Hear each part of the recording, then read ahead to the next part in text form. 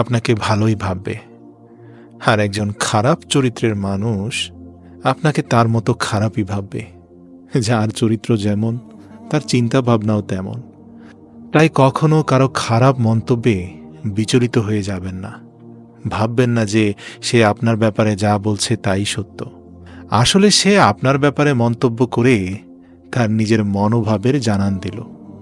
জীবনকে রঙিন করতে রঙের প্রয়োজন হয় না, প্রয়োজন হয় একটা ভালো সম্পর্কের। মনে রাখবেন, ভালো সম্পর্কগুলো ভালো সৌন্দর্য আর ভালো রং দিয়ে হয় না। ভালো সম্পর্ক হয় ভালো হৃদয়ের মানুষের সাথে। স্বার্থ যেখানে শেষ, মনে রাখবেন, সেখান থেকেই বদনাম শুরু। এটাই দুনিয়ার রীতি। কাউকে যতক্ষণ দিতে পারবেন ততক্ষণ আপনি ভালো থাকবেন। তাই সব সময় মনে রাখবেন, যে কোনো মূল্যবান জিনিস মানুষ সহজে পেয়ে গেলে হীরাকেও কয়লা ভাবে।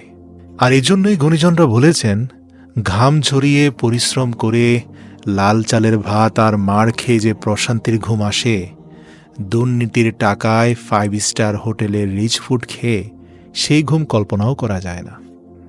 তাই মনে মনে আজ থেকে একটা শপথ করুন, আমি চেষ্টা করি জীবনের প্রতিটা সময় সবার সাথে ভালো করে কাটাতে। কারণ আমি সারা জীবন বাঁচব না, কিন্তু আমার স্মৃতিগুলো সারা জীবন মানুষের মধ্যে বেঁচে থাকবে।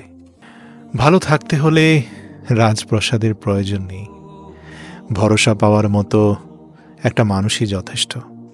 মনে রাখবেন, আপনার একদিনের ভুলটাই মানুষ মনে রাখবে, কিন্তু বাকি 99 দিনের উপকারের কথা বেমালুম ভুলে যাবে।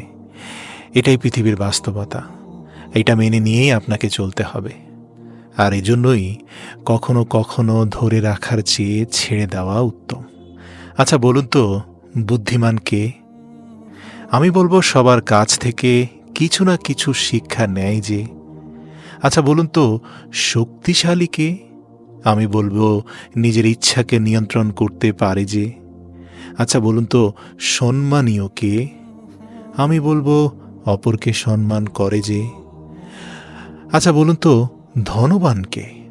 আমি বলি নিজের যা আছে তা নিয়েই আলহামদুলিল্লাহ পড়ে যে।